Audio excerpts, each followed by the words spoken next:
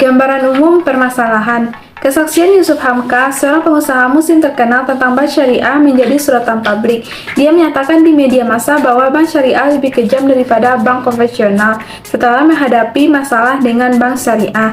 Dalam kasusnya, Yusuf Hamka mempunyai utang di salah satu bank syariah dan ingin melunasi utang tersebut. Namun dalam kenyataan, dia tidak bisa melunasi utang tersebut kecuali apabila telah membayar sejumlah uang kepada bank dengan jumlah yang memberatkannya. Pernyataan tersebut bagai memantik api di dalam sekam. Stigma negatif langsung tersebar di ruang publik dan mengamini pernyataan Yusuf Hamka tersebut. Hasil penelitian, cara pengambilan kesimpulan seperti yang dialami oleh Bank Syariah di atas sangat jamak terjadi di masyarakat. Mereka menilai dan membuat kesimpulan umum dari satu atau dua kasus yang terjadi, tanpa melihat apakah kasus tersebut dapat mewakili keseluruhan kejadian. Dampaknya terjadi labelisasi dan stigmatisasi di masyarakat.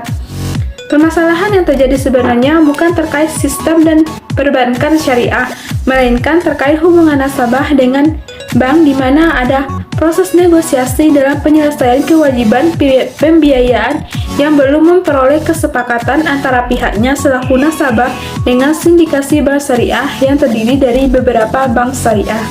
Baiklah, selanjutnya itu pembahasan kasus.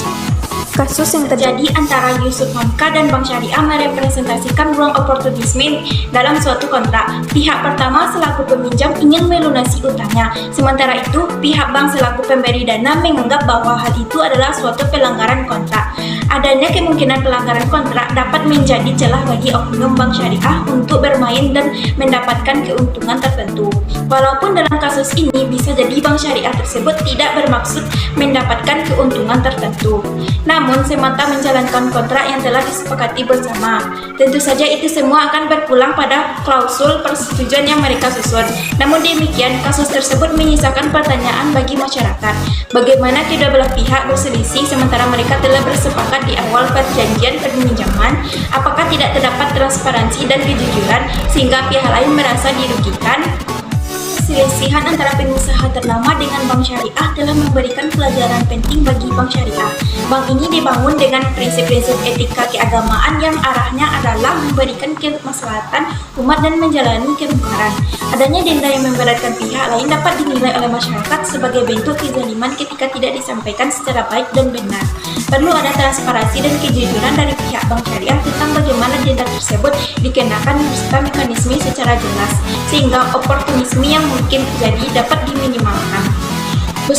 Besaran denda pun ada baiknya dipertimbangkan, jangan sampai memberatkan pihak lain. Di sisi lain, komunikasi publik yang tepat dapat menghindarkan suatu kelembagaan dari pemerosotan citra yang telah susah payah mereka bangun. Karena bagaimanapun publik mempunyai nalar yang sensitif terhadap ketidaksesuaian janji dan kenyataan. Pada akhirnya, jangan sampai pepatah lama karena nilai setitik rusak susu sebelangkah itu terjadi lagi di masa yang datang. Selanjutnya, kesimpulan dan penutup. Kasus perselisihan antara pengusaha ternama dengan bank syariah telah memberikan pelajaran penting bagi bank syariah.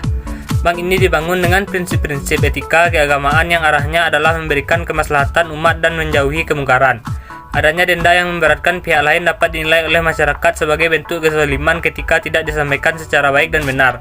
Perlu ada transparansi kejujuran dari pihak bank syariah tentang bagaimana denda tersebut dikenakan beserta mekanisme secara jelas, sehingga oportunis yang mungkin terjadi dapat diminimalkan.